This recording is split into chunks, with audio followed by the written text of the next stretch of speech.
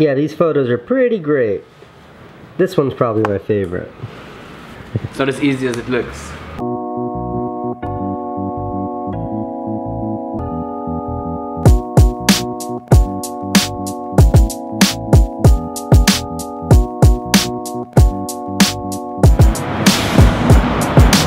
Today's Monday.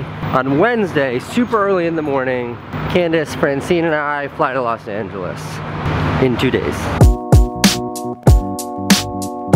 Today is one of those days where I'm gonna do some explaining here on the vlog, but before I do, well, my friend Dan is here from South Africa. Say something South African. What's up, bro? That's pretty South African. Do you know how to ride one of these? No idea, dude. You'll be alright though, right? Figure it out. It's like surfing. It's just like surfing, but through the streets of Manhattan. Yeah, how's New York City been? Freaking out here. But I could live here, I could fully live here. You think so? Yeah, but don't tell the South Africans, dude. So follow me here. Whoa. Maybe this is a really bad idea. You gotta lean into it, Dan. You know, Dan is like one person I cannot give a hard time to, because when I was in South Africa with him, this guy's like a champion surfer, and he had to put up with me sucking in the ocean, and he was very sweet about it, so.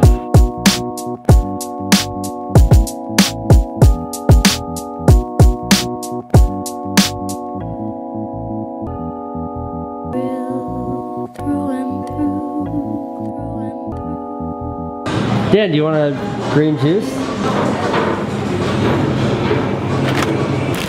Look at all that green. All right, let's boogie.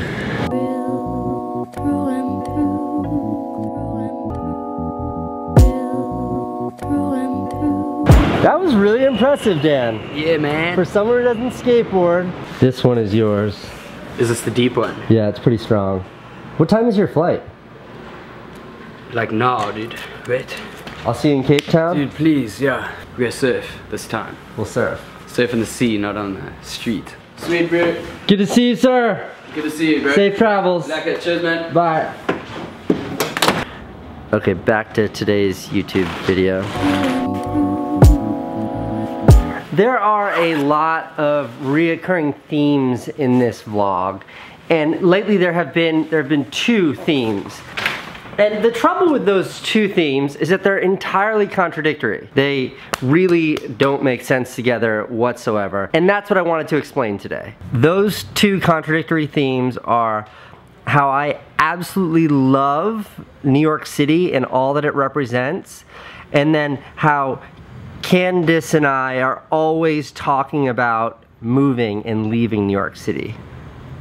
And I did want to preface this whole thing by saying my work, my life, my business, which I have no intention of moving, they're all here in New York City. So this conversation that Candace and I are always having about moving out of New York City, it's not like tomorrow or this week.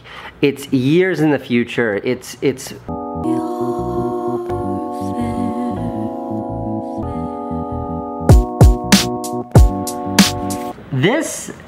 This is how I see life.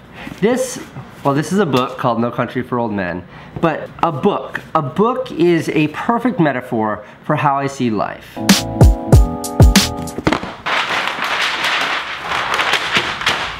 Now, a book is made up of chapters, just like life. So your life is broken up into these chapters.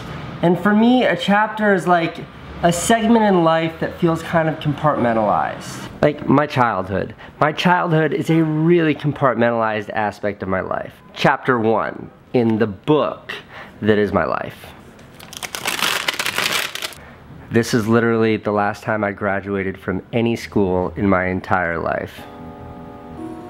I was frustrated for the vast majority of my childhood. That's me crying. And that's my dad and me in Central Park. I don't know, I was probably 4 years old there. Check out my hat. Anyway, childhood, chapter 1. Now, this next chapter, which is chapter 2, when I dropped out of high school, ran away from home, had baby Owen, was on welfare, like living in a trailer park. This was a really challenging time in my life. It was also from when I went from being a kid to being an adult. Look, that's Owen and that's me. It was Owen's 2nd birthday. Look how fat I was. Look at that fat face I had. That's Owen, that's my mom, and that's me with my very first video camera. Now, chapter 3. Chapter 3 started when I moved to New York City. It was me leaving behind like a life, and me pursuing a life of the unknown, like me chasing a dream. This is my very first press book that says Nystat Press, October 2002 till August 2004. These were the very first time that anything I ever did got any recognition. This was the first time I ever saw my name in print. A film that my brother and I made got runner-up in some film festival, and look, it says my name right there. In this part, this segment, chapter 3, if I had to put one title on this part of my life, I would definitely call it New York City. This hugely transformative phase in my life took place, happened because it is completely married to this great city. All of a sudden I'm like married, and I have a 1-year-old baby and a kid that's about to go to college, and I have a business, and I have all this established stuff. And if there was something that was missing from all of chapter 3, it was any sort of establishment. That entire phase of my life was about recklessness and spontaneity. So I think that right now I'm entering into a new chapter. I never ever saw myself living in any one place for the whole of my life. And I've been in New York now for 15 years. And when I think about the future, I think like an environmental change is something that's really interesting to me. And I don't believe that liking something so much should preclude you from trying something new. What that literally means is, even though I absolutely love this city, that is not a good enough reason for me to not try something else. So yes, my affinity for and obsession around this city absolutely contradicts my curiosity about leaving this city.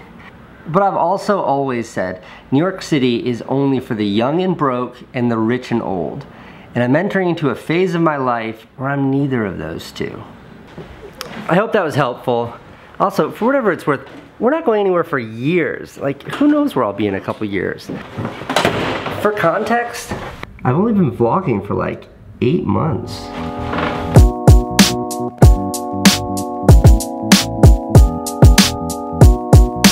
Just a special end of the vlog announcement. I will be posting a second video today, this afternoon, at 3 p.m. It's like an announcement video. Never done anything like this before. Check it out, let me know what you think. That's 3 p.m. today.